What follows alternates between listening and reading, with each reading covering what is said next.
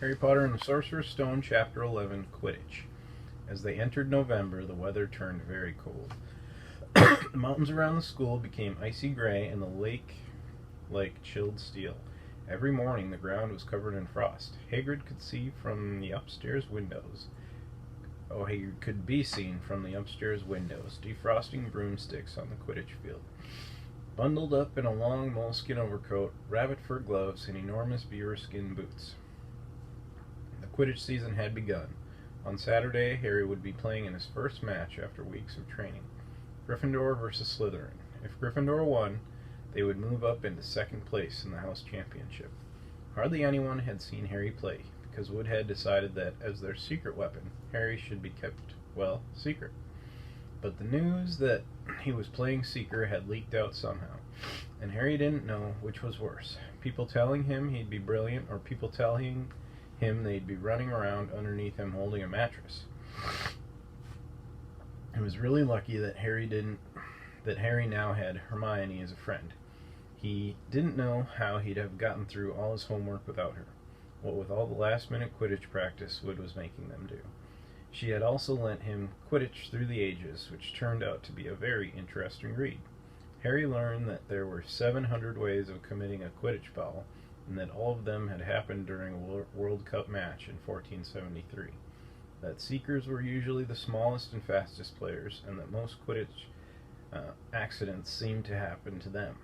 That, although people rarely died playing Quidditch. Referees had been known to vanish and turn up months later in the Sahara Desert. Hermione had become a bit more relaxed about breaking rules since Harry and Ron had saved her from the mountain troll, and she was much nicer for it. The day before Harry's first Quidditch match, the three of them were out in the freezing courtyard during break, and she had conjured them a bright blue fire that could be carried around in a jam jar. They were standing with their backs to it, getting warm, when Snape crossed the yard. Harry noticed at once that Snape was limping. Harry, Ron, and Hermione moved closer together to block the fire from view. They were sure it wouldn't be allowed. Unfortunately, something about their guilty faces caught Snape's eye. He limped over. He hadn't seen the fire, but he seemed to be looking for a reason to tell them off anyway. "What's that you've got there, Potter?" It was Quidditch Through the Ages. Harry showed him. "Library books are not to be taken outside the school," said Snape. "Give it to me. 5 points from Gryffindor." "He's just made that rule up," Harry muttered, angry, as Snape limped away. "Wondered what's wrong with his leg." "Dunno. I hope it's really hurting him," said Ron bitterly. The Gryffindor common room was very noisy that evening. Harry, Ron, and Hermione sat together next to a window. Hermione was checking Harry and Ron's charms homework for them. She would never let them copy. How will you learn? But by asking her to read it through, they got the right answers anyway. Harry felt restless. He wanted Quidditch Through the Ages back, to take his mind off his nerves about tomorrow. Why should he be afraid of Snape? Getting up, he told Ron and Hermione he was going to ask Snape if he could have it. "Better you than me," they said together, but Harry had an idea that Snape wouldn't refuse if there were other teachers listening. He made his way down to the staff room and knocked. There was no answer. He knocked again. Nothing. Perhaps Snape had left the book in there. It was worth a try. He pushed the door ajar and peered inside, and a horrible scene melted his eyes. Snape and Filch were inside, alone. Snape was holding his robes above his knees. One of his legs was bloody and mangled. Filch was handing Snape bandages. "Blasted thing," Snape was saying. "How are you supposed to keep your eyes on all three heads at once?" Harry tried to shut the door quietly, but "Potter!" Snape's face was twisted with fury as he dropped his robes quickly to hide his leg. Harry gulped. "I just wondered if I could have my book back." "Get out! Out!" Harry left, before Snape could take any more points from Gryffindor. He sprinted back upstairs. "Did you get it?" Ron asked as Harry joined them. "What's the matter?" In a low whisper, Harry told them what he'd seen. "You know what this means?" he finished breathlessly. "He tried to get past that three-headed dog at Halloween. That's where he was going when we saw him. He's after whatever it's guarding. And I'd bet my broomstick he let that troll in to make a diversion." Hermione's eyes were wide. No, he wouldn't, she said. I know he's not very nice, but he wouldn't try and steal something Dumbledore was keeping safe. Honestly, Hermione, you think all teachers are saints or something, snapped Ron. I'm with Harry. I wouldn't put anything past Snape. But what's he after? What's the dog guarding? Harry went to bed with his head buzzing with the same question.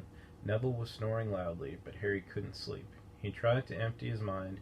He needed to sleep. He had to. He had his first Quidditch match in a few hours.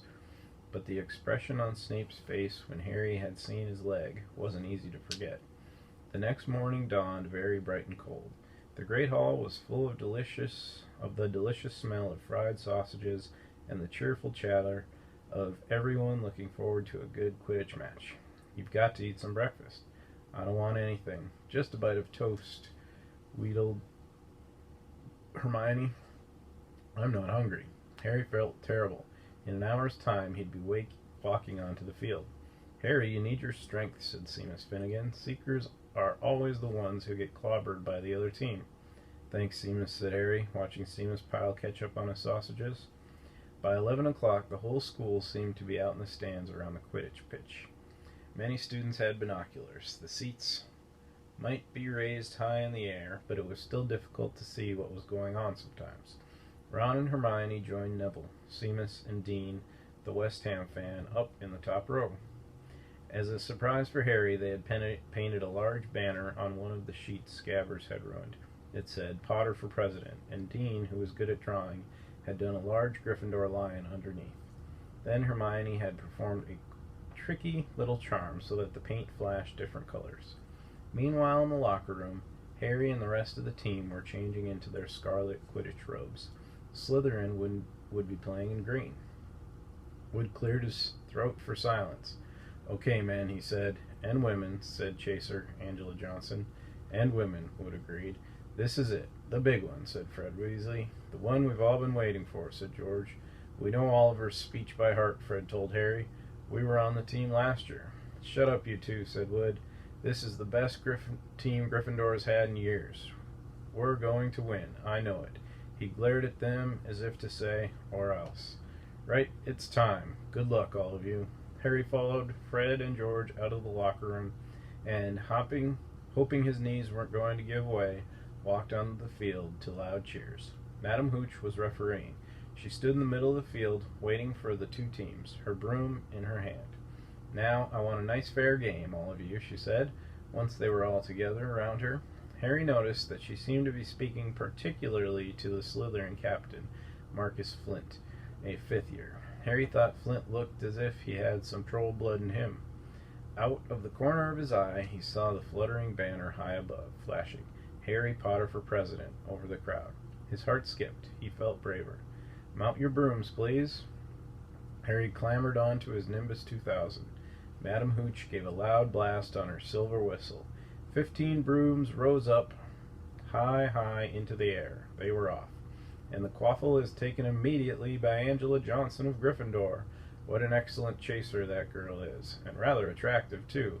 Jordan! Sorry, Professor. The Weasley twins' friend, Lee Jordan, was doing the commentary for the match, closely watched by Professor McGonagall. And she's really belting along up there. A neat pass to Alicia Spinette, a good find of Oliver Woods, last year only a reserve. Back to Johnson, and no, the Slytherins have taken the quaffle. Slytherin captain Marcus Flint gains the quaffle, and off he goes. Flint flying like an eagle up there. He's going to no, stopped by an excellent move by Gryffindor keeper Wood, and the Gryffindors take the quaffle. That's Chaser Katie Bell of Gryffindor there. Nice dive around Flint. Off up the field, and ouch, that must have hurt. Hit in the back of the head by a bludger. Quaffle taken by the Slytherins. That's Adrian Pusey, speeding off toward the goalpost. He's blocked by a second bludger, sent his way by Fred or George Weasley. Can't tell which. Nice play by the Gryffindor beater. Away, anyway. And Johnson back in possession of the quaffle. A clear field ahead, and off she goes. She's really flying. Dodges a speeding bludger. The goalposts are ahead. Come on now, Angela. Keeper Bletchley dives. Misses. Gryffindor score. Gryffindor cheers. filled the cold air with howls and moans from the Slytherins. "Budge up there, move along. Hagrid?" Ron and Hermione squeezed together to give Hagrid enough space to join them. "Been watching from me hut," said Hagrid, patting a large pair of binoculars around his neck, "but it isn't the same as being in the crowd.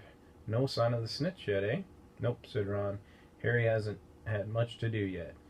"Kept out of trouble, though, that's something," said Hagrid, raising his binoculars and peering skyward at the speck that was Harry. Way up above them, Harry was gliding over the game, squinting about for some sign of the snitch. This was part of his and Wood's game plan. "Keep out of the way until you catch sight of the snitch," Wood had said. "We don't want you attacked before you have to be." When Angelina had scored, Harry had done a couple of loop-the-loops to let off his feelings. Now he was back to staring around for the snitch. Once he caught sight of a flash of gold, but it was just a reflection from one of the Weasleys' wristwatches. And once a bludger decided to come pelting his way, more like a cannonball than anything, but Harry dodged it, and Fred Weasley came chasing after it. "All right there, Harry?" he had time to yell as he beat the bludger furiously towards Marcus Flint. "Slytherin in possession," Lee Jordan was saying. "Chaser Pusey ducks 2 bludgers, 2 Weasleys, and Chaser Bell, and speeds towards the—" "Wait a moment, was that the snitch?" A murmur ran through the crowd as Adrian Pusey dropped the quaffle, too busy looking over his shoulder at the flash of gold that had passed his left ear. Harry saw it. In a great rush of excitement, he dived downward after the streak of gold. Slytherin seeker Terence Higgs had seen it too. Neck and neck they hurtled toward the snitch. All the chasers seemed to have forgotten what they were supposed to be doing as they hung in midair to watch. Harry was faster than Higgs. He could see the little round ball, wings fluttering, darting up ahead. He put on an extra spurt of speed. Wham! A roar of rage echoed from the Gryffindors below. Marcus Flint had blocked Harry on purpose, and Harry's broom spun off course, Harry holding on for dear life. "Foul!" screamed the Gryffindors.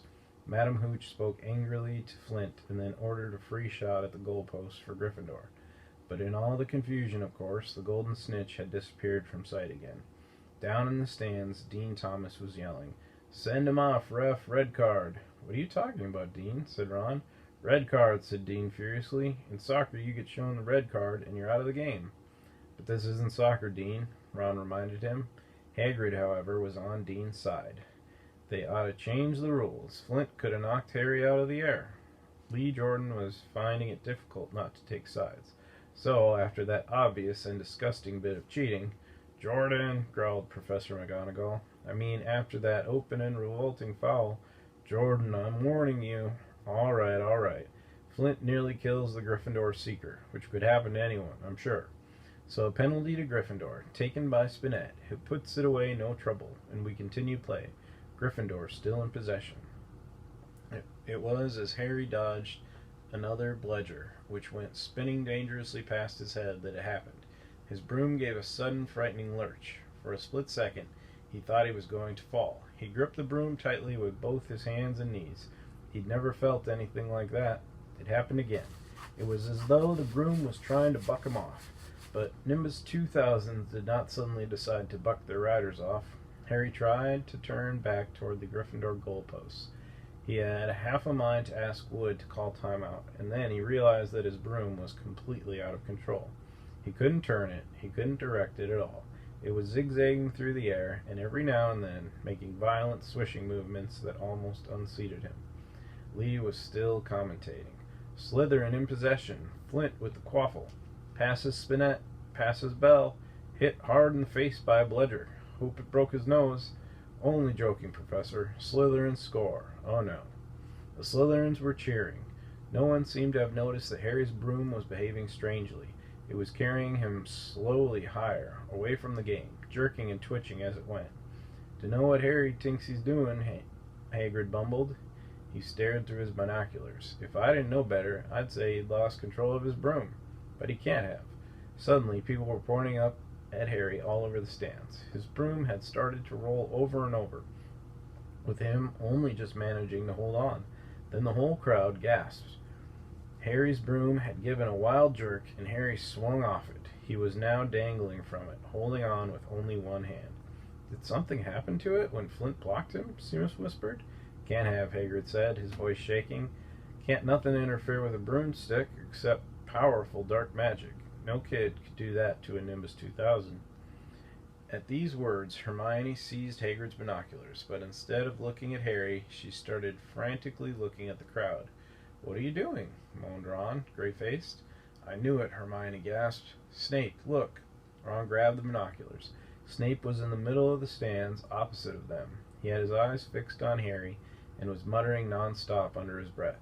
He's doing something. Jinxing the broom, said Hermione. What should we do? Leave it to me. Before Ron could say another word, Hermione had disappeared. Ron turned the binoculars back on Harry. His broom was vibrating so hard it was almost impossible for him to hang on much longer. The whole crowd was on its feet, watching, terrified, as the Weasleys flew up to try and pull Harry safely onto one of their brooms.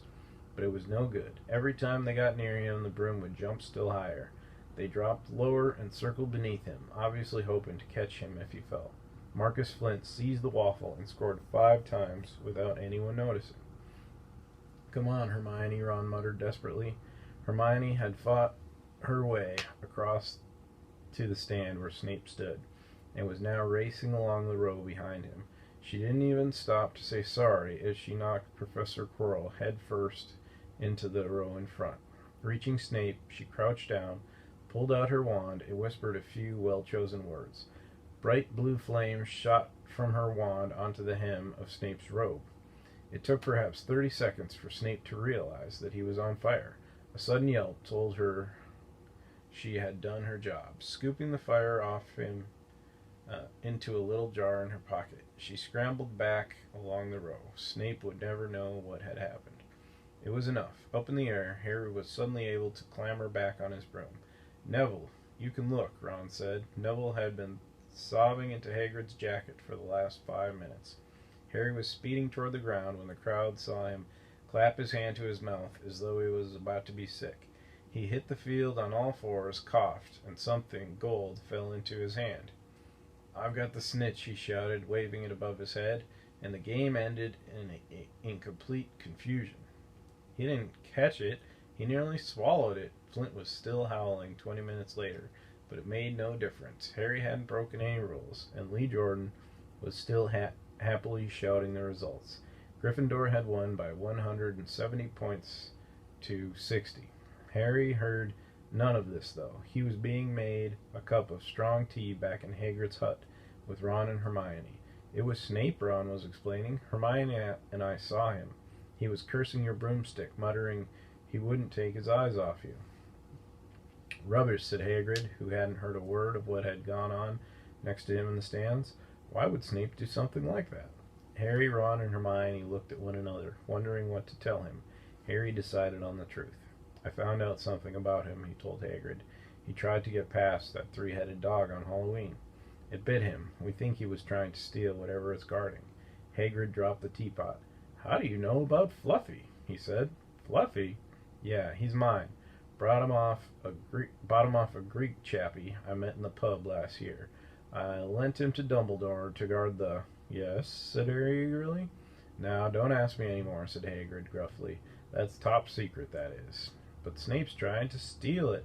Rubbish, said Hagrid again. Snape's a Hogwarts teacher. He'd do nothing of the sort.